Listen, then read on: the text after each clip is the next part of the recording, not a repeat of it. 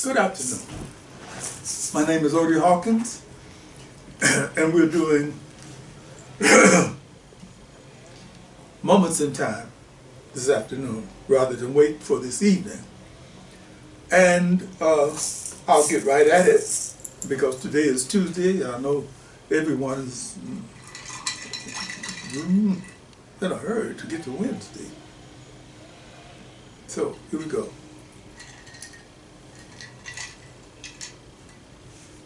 These short stories are taken from a collection of short stories. And I'm starting off with a character who has, well, rapidly become one of my favorite characters. Your man's name is, well, we're not going to give you his name, but his nickname is Likka Sto Rufus. And in this instance, he's dealing with a friend of his, a man named Mr. Kim, who owns a liquor store. Get the connection, Likka Sto Rufus? Yes, I got the connection. Zola Salena-Hawkins is over there somewhere behind the camera, taking all this down on film, so I have to beware. Hi, how you doing today, Mr. Kim? Okay. How are you, Rufus? I guess I could say I'm doing all right. But I tell you the honest God truth, Mr. Kim, I know I would feel a hell of a lot better if you was to let me go slack on one of them short dogs. Rufus, you forget you owe me 2 times. 2 times I loaned you pint of Witchett's Wild Irish Rose. You know, paid 2 times already. You're right about that, Mr. Kim. Almost right. I do owe you for 2 pints. 2 short dogs, but that don't mean that I've forgotten to pay you. I got a hold of a little change last night around about 10 o'clock, and the first person I thought about was you. So I run over here to pay you at least half of what I owe you, but the store was closed. Store was closed. Maybe you pay now, okay? I wish I could, Mr. Kim, but that's old money. It's long gone. I had to get something to eat this morning. You know what I'm saying. Man, gotta eat. Yes, a man must eat.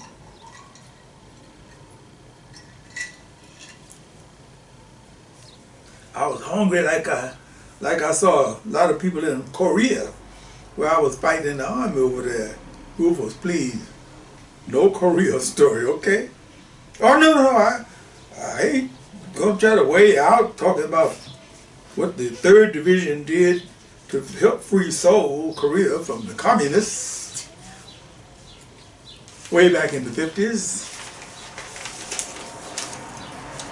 How old were you when that Korea War started, Mr. Kim? As you know, I was only a boy.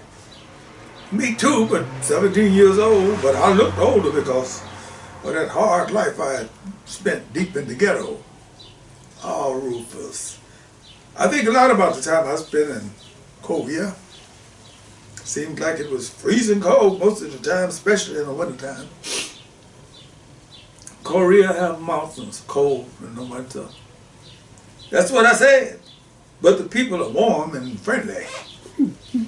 Rufus, I loan you 1 more pint, okay? You pay for 3 pints. Okay, okay?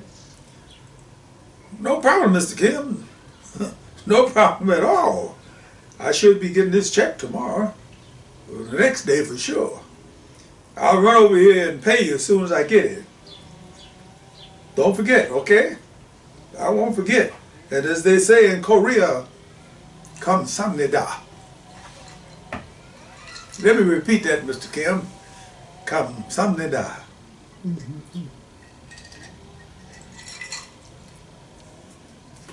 Likka Sto Rufus. Second story, short story. Dry begging. That's dry begging. That's a very great definition of it. Dry begging. Okay. Wow. You think I could close this door so the bird noises will stay out? I don't want to make people think that I'm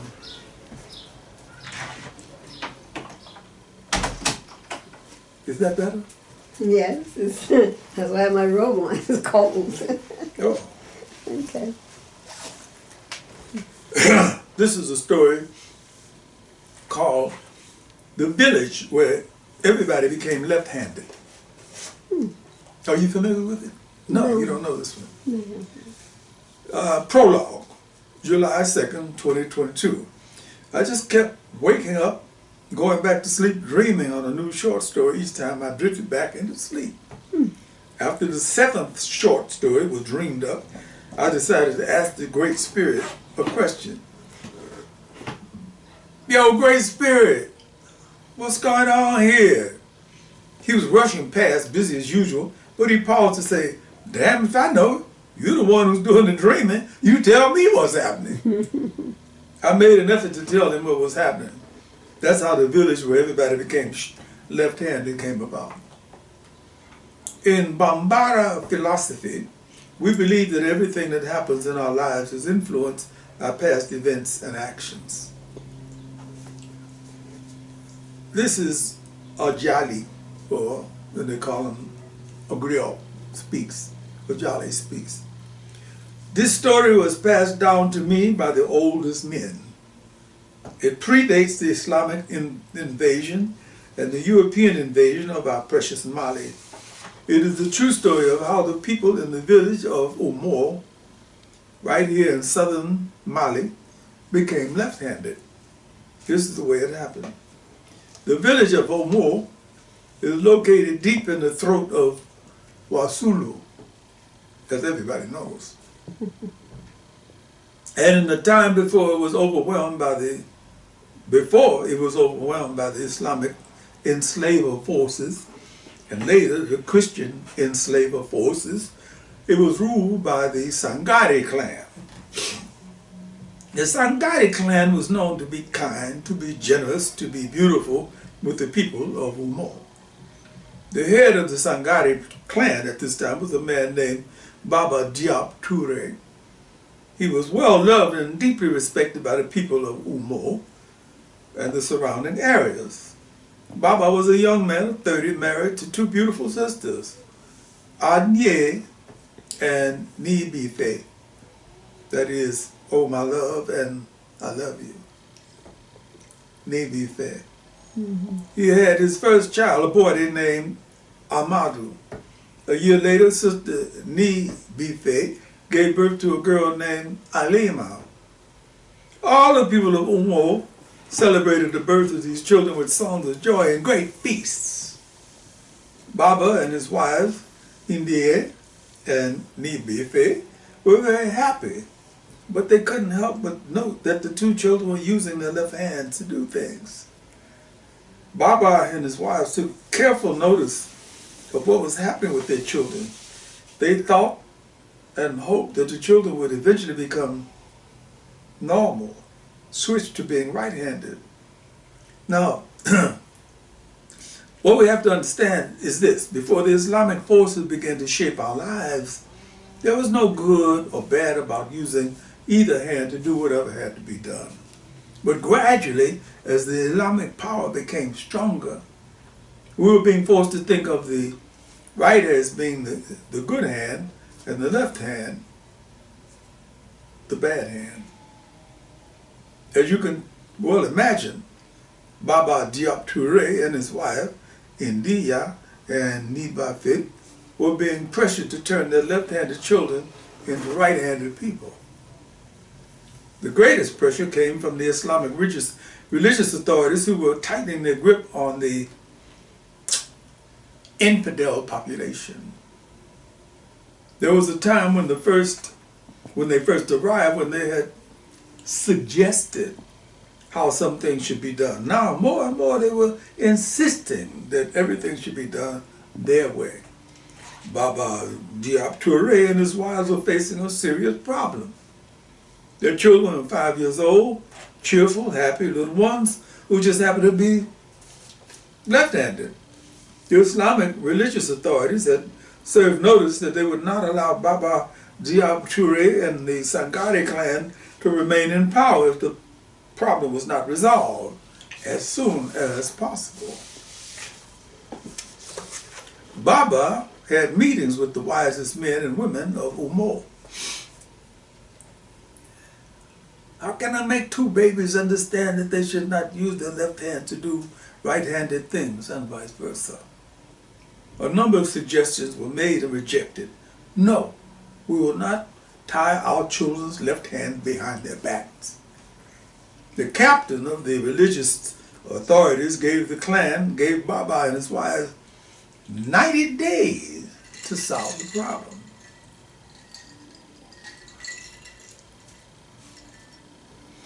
If there is no solution of that time, by that time, the children will be removed and given proper training.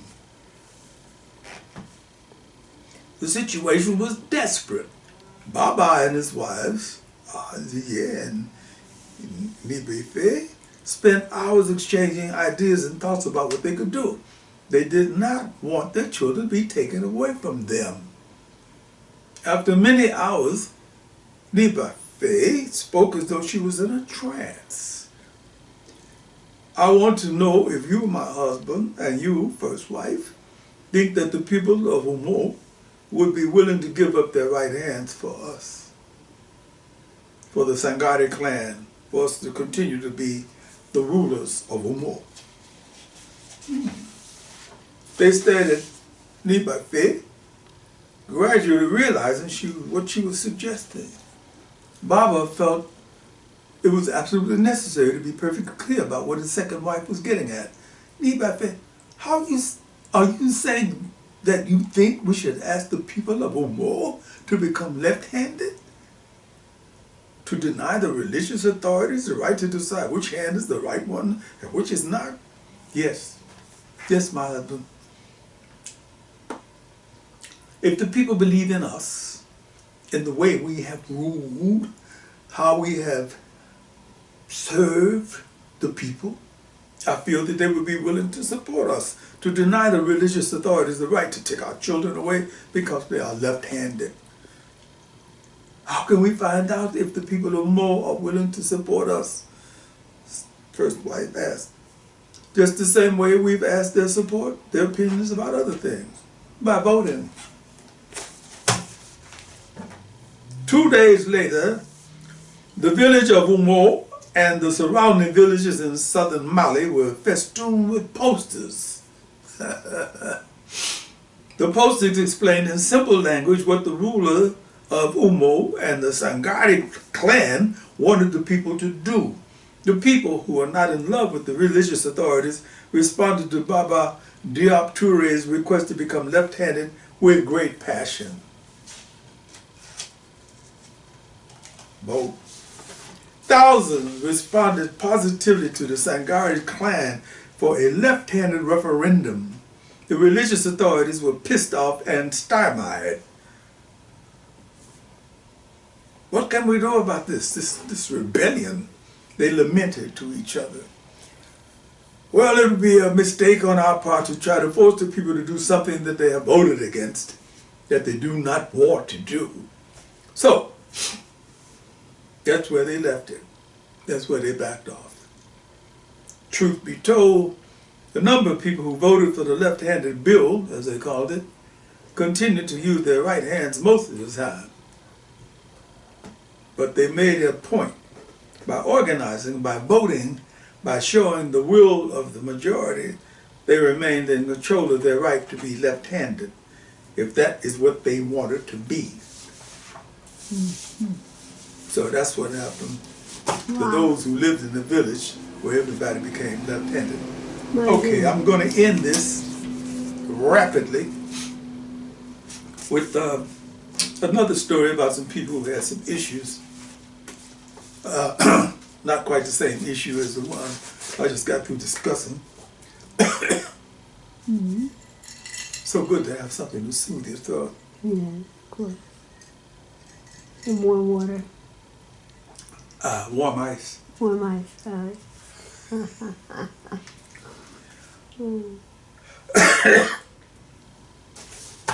This is a fairly serious thing here, so I'm going to have to serious up my act a little bit.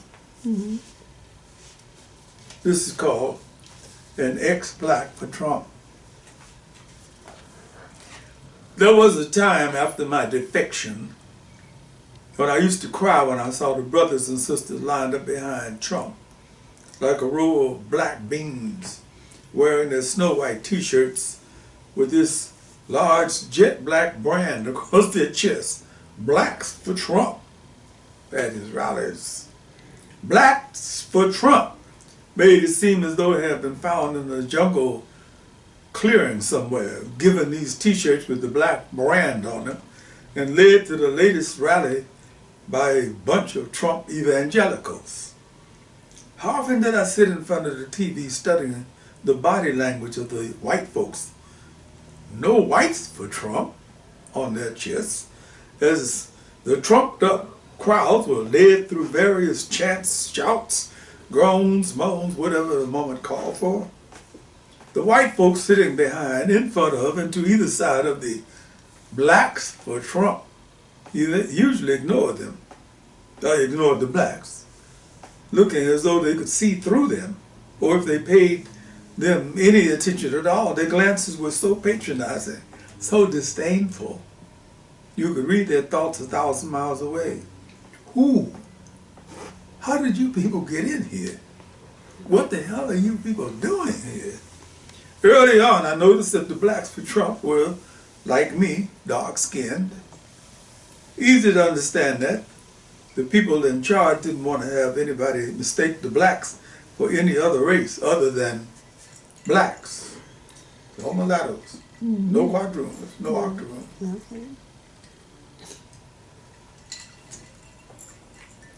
Just blacks.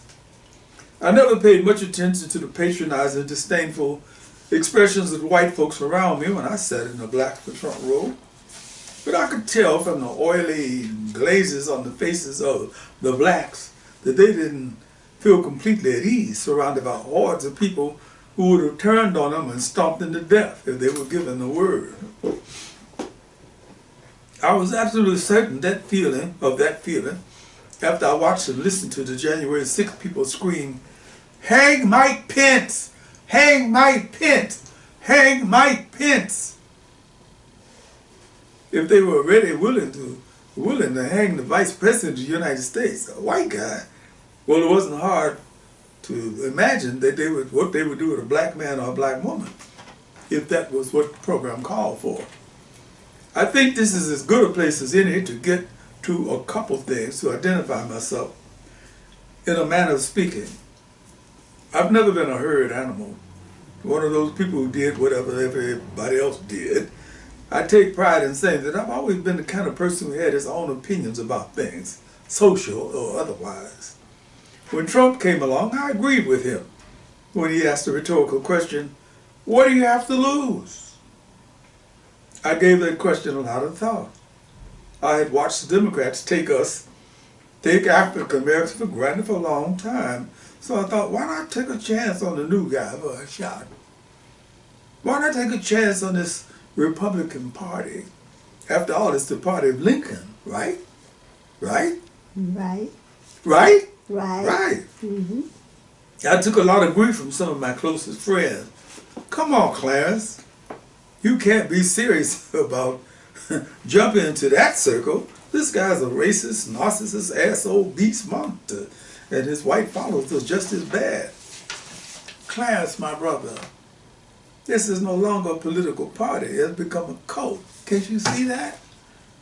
I had to agree with some of the things they said, but I thought I gave as good as I got. That's what I thought. Yo, how can you sit here and talk about racism in this party? Seems that y'all are convenient of forgetting about the Dixiecrats, the southern wing of the Democratic Party, and the lynchings that they sponsored. Don't you guys remember anything?